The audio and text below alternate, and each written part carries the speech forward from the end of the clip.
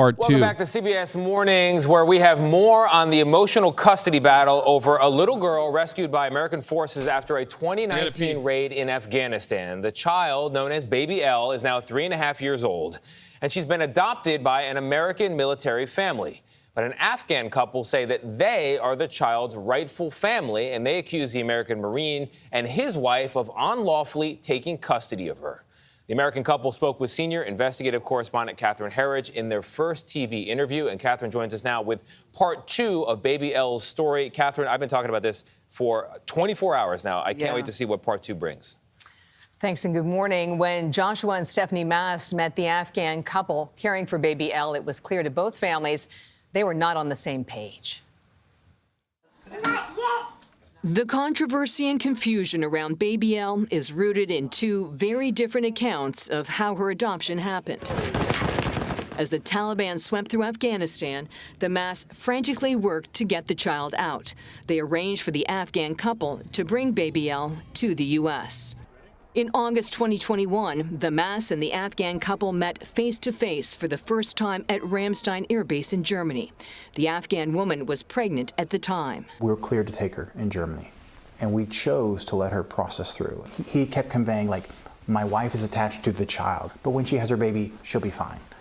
And then when his wife wasn't, that's when he's changed his tune, basically. So the Afghan male tells you, don't worry about my wife. She's going to have her own baby. She's going to forget about this child. Exactly. From Germany, the Afghan couple flew to Virginia with Baby L and then traveled to Fort Pickett military base. The couple says in court filings they thought they were bringing Baby L to the U.S. for medical treatment, while the Masts say they made it clear that Baby L would become their adopted child.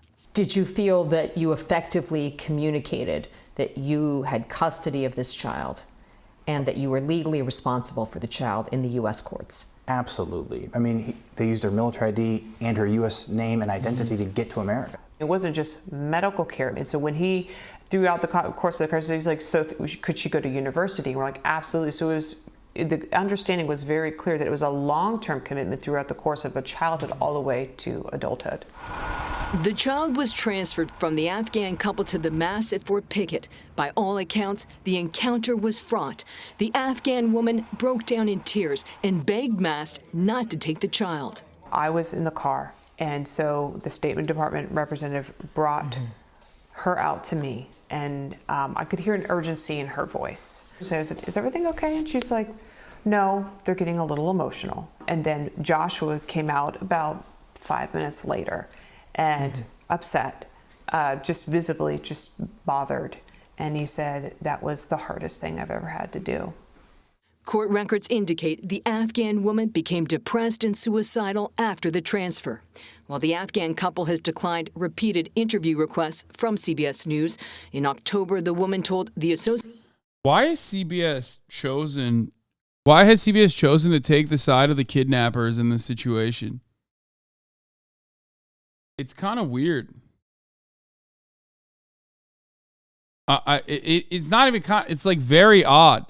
Orphaned Afghan child still in custody. A U.S. Marine accused of abducting her. The Afghan woman ran down the street towards her friend's apartment as soon as she heard the news. The White House had publicly weighed on her family's case. Surely her child, who she says was abducted by a U.S. Marine more than a year ago, would now be returned. She thought. She was so excited that it was her. It was only after she'd arrived that she realized she wasn't wearing any shoes. We thought within 1 week she'd be back to us, the woman told the AP. Yet 2 months after an AP report on the high-stakes legal fight over the child raised alarms at the highest levels of government, from the White House to the Taliban, the baby remains with U.S. Marine Corps Major Joshua Mast and his family. The Masts claim in court documents that they legally adopted the child and that the Afghan couple's accusations are outrageous and unmerited. And their argument hinges on Afghan people, which, they don't even really consider people, don't have a concept of adoption. So they didn't know that they were like giving the baby up for adoption to me.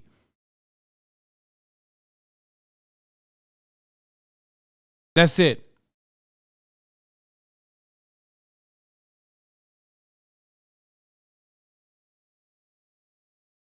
We are all concerned with the well-being of this child who's at the heart of this matter, said the White House Press Secretary Karine Jean-Pierre. Sure. Last month, the U.S. Justice Department filed a motion to intervene in the legal wrangling over the fate of the child, arguing that the mass adoption should never have been granted. The government has said mass attempts to take the child directly conflicted with the U.S. foreign policy decision to reunite the orphan with their Afghan family. They asked that the case be moved from a rural Virginia court to a federal court, but were denied by presiding circuit court judge Richard E. Moore. Additionally, federal authorities say multiple investigations are underway. We all just want resolution for this child, whatever it's going to be, so her childhood doesn't continue to be in limbo. Samantha Fried, a court-appointed attorney assigned to look after the best interest of the child. We need to get this over right now. There are no do-overs. We need to get this right now. The legal fight has taken more than a year. Fried is worried it could take months, maybe even years more. The child is now 3.5 years old. The Afghan family spoke with the AP on the condition of remaining anonymous out of fear for their safety and concerns for their relatives back in Afghanistan. Mass became enchanted with the child while on temporary assignment in Afghanistan in late 2019. The fuck does that mean? Just a few months old, the infant has survived a special operations raid that killed her parents and 5 siblings.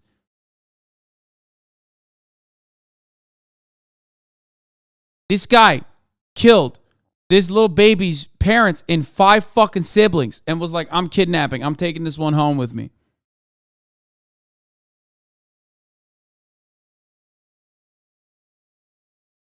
What?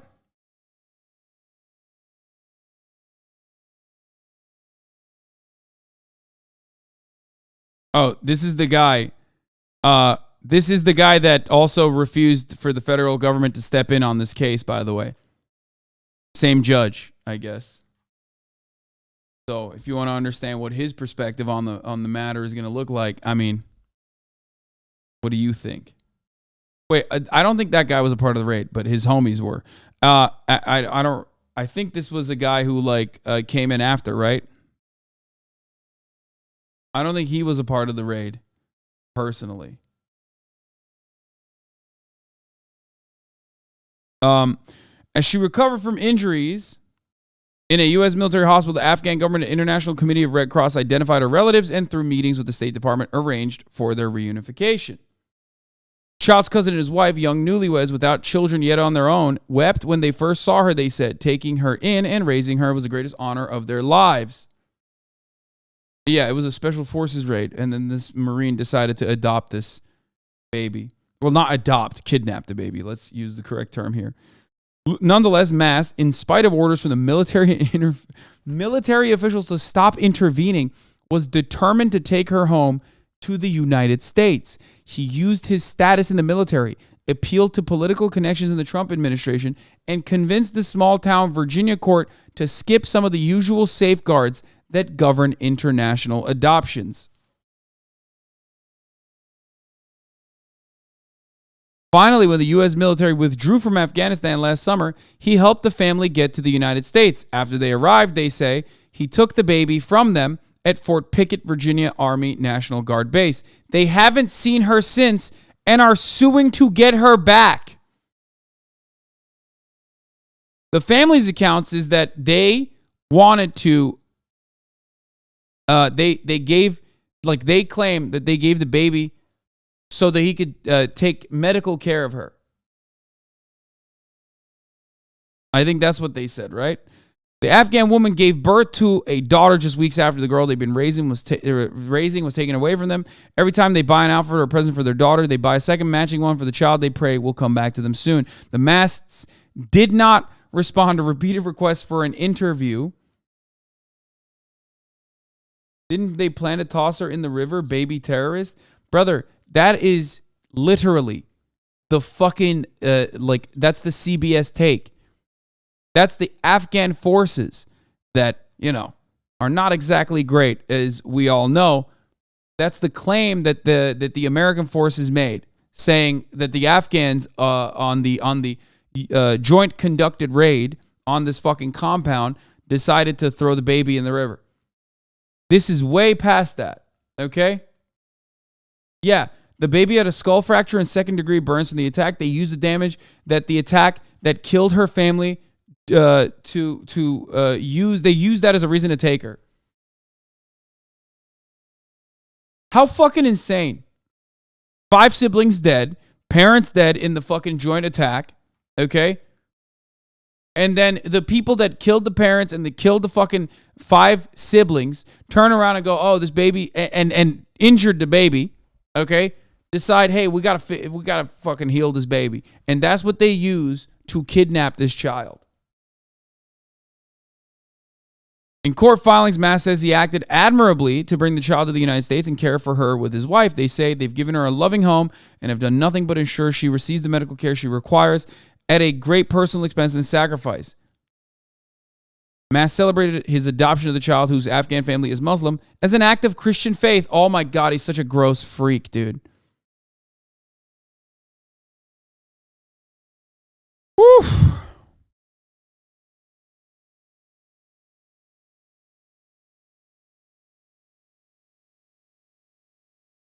All of these legal proceedings are taking a fuckload of time, and I think this legal paperwork that they're throwing in the way of the Afghan family is a deliberate attempt to stall, because these are formative years for the child's development. After a certain point, after 7 fucking years or whatever, or 5 fucking years, then it's going to be too late. They're going to say, well, it's actually really fucked up. This child has grown in the United States of America in this loving family and believes to be a part of this loving family. It is like unimaginably cruel. Unimaginably fucking cruel. The toddler's future is now said to be decided in a sealed, secret court case in rural Virginia. In the same courthouse that granted Mass custody, the federal government has described the custody order as unlawful, improper, deeply flawed, and incorrect, because it was based on a promise that Afghanistan would waive jurisdiction over the child, which never happened. The day Mass and his wife, Stephanie Mass, were granted final adoption, the child was 7,000 miles away with an Afghan couple who knew nothing about it. So an American court in Virginia, conducted by this judge who's like a racist piece of shit who decided the Confederate statues could not be fucking moved, that racist dickhead decided thousands of miles away that, yes, you bald fuck, Mr. Mast, have the right, the legal jurisdiction to kidnap this Afghan child.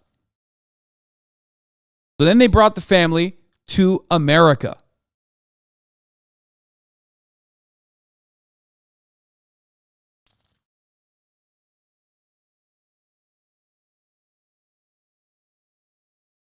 Whew. Under false pretenses, they stole the child, they stole the baby, and refused to give it back now.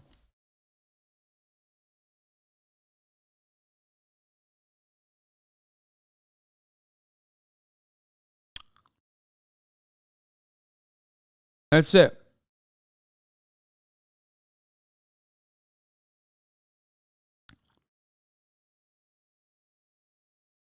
Now, considering the fact that the child's family, immediate relatives who do want to take care of her, are in the United States of America, perhaps unless masts have something to do with that, I believe that they would probably also get them kicked off if they could, kicked out of the country if they could.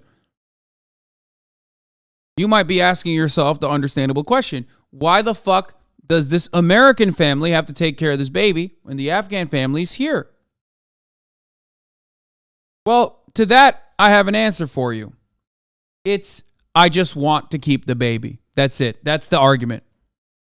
And you can't do anything about it because my Christian faith decided that I, a white savior, will take care of this child.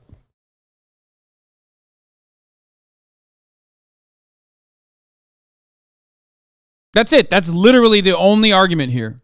There's nothing else. White entitlement. Colonizer brain. Unimaginably cruel. Unimaginably cruel. What is also additionally disgusting by CBS is that this is a 2-parter docuseries or investigation that they've conducted, and the investigation is being brought up like this fascinating phenomena with so much uncertainty. When the terms are very uncertain, the terms are very certain. The federal government thinks that this is a kidnapping.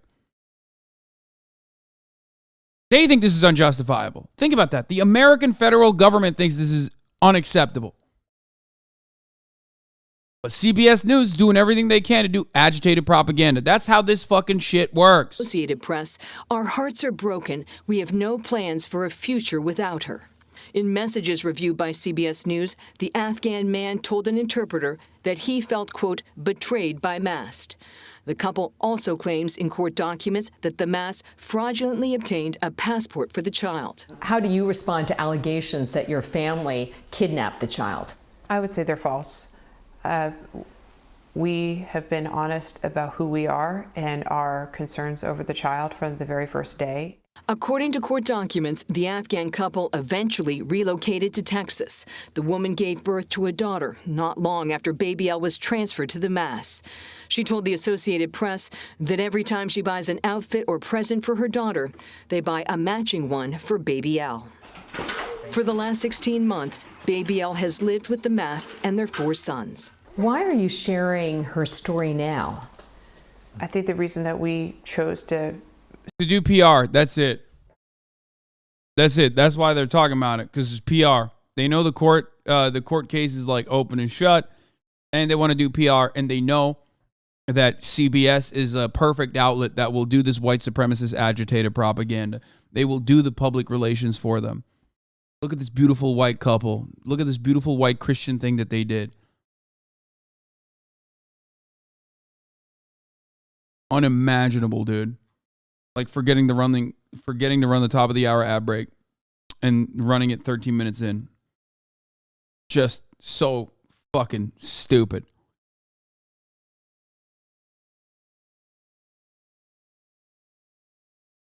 Get your puggles out. Fuck you! At the top of the hour, no matter what, you will still see a 3-minute ad break. I do not care.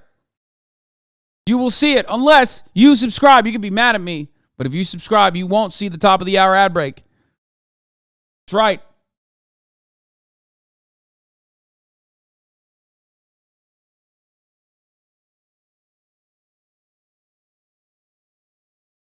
Fuck you. Here's the 3-minute ad break now. Aisha Esquire, thank you for the 5 get the subs, allowing 5 people to no longer see the ads. At the top of the hour, you too can get gifted a sub if you're lucky and avoid the ads that way. Mark Maddock, thank you for the 5 tier 1 gifted subs, allowing 5 people to also no longer see the ads. Here's the 3-minute ad break now.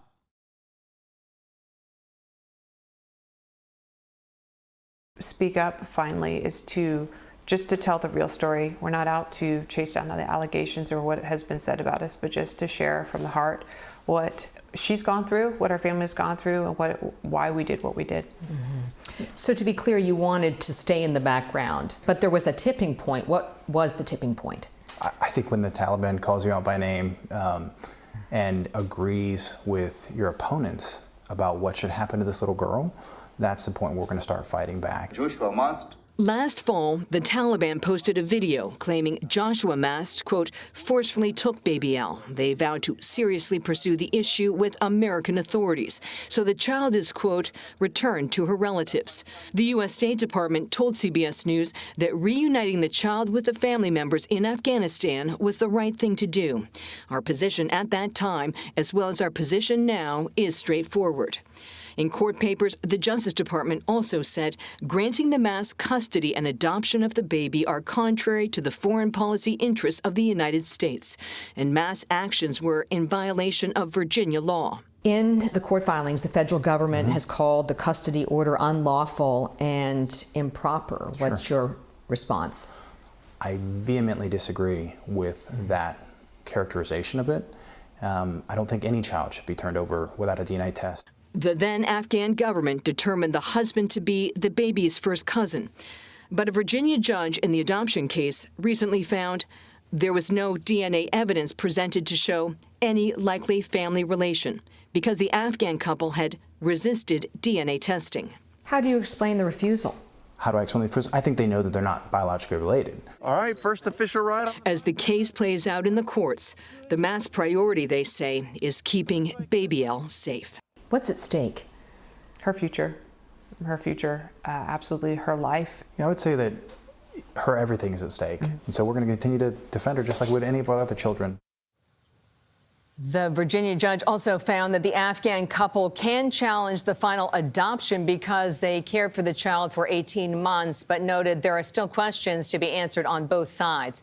Adoption laws in Virginia are very strict, and after 6 months, adoptions are generally considered final. Successful challenges are extremely rare. I mean, a 3.5-year-old, which is Baby L's age now, same age as Teddy, you're chatty, you're aware. If you've been living with this family for 18 months, any kind of movement out of there is going to be hard.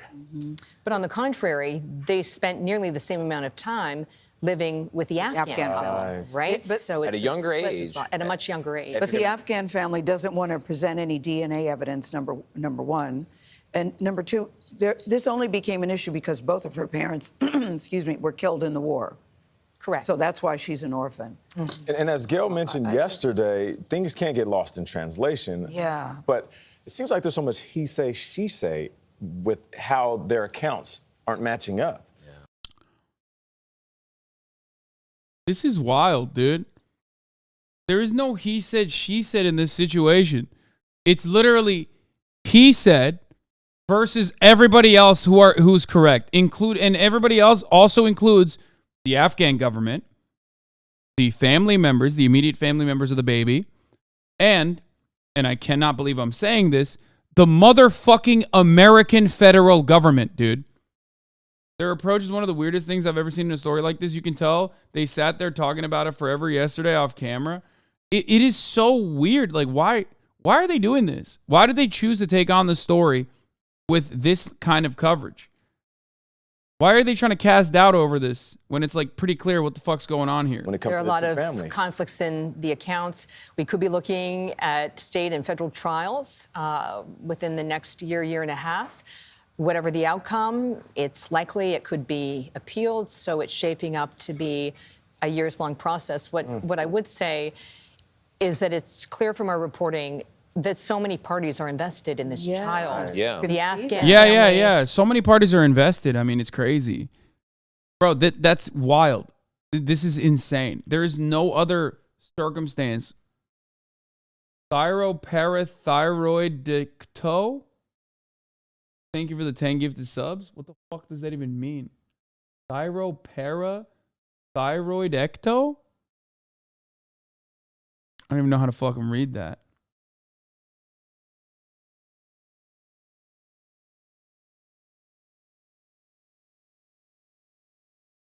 The mass, the military service members, the nurses, the doctors that helped care for her. But the Justice Department. Cult of HasanAbi?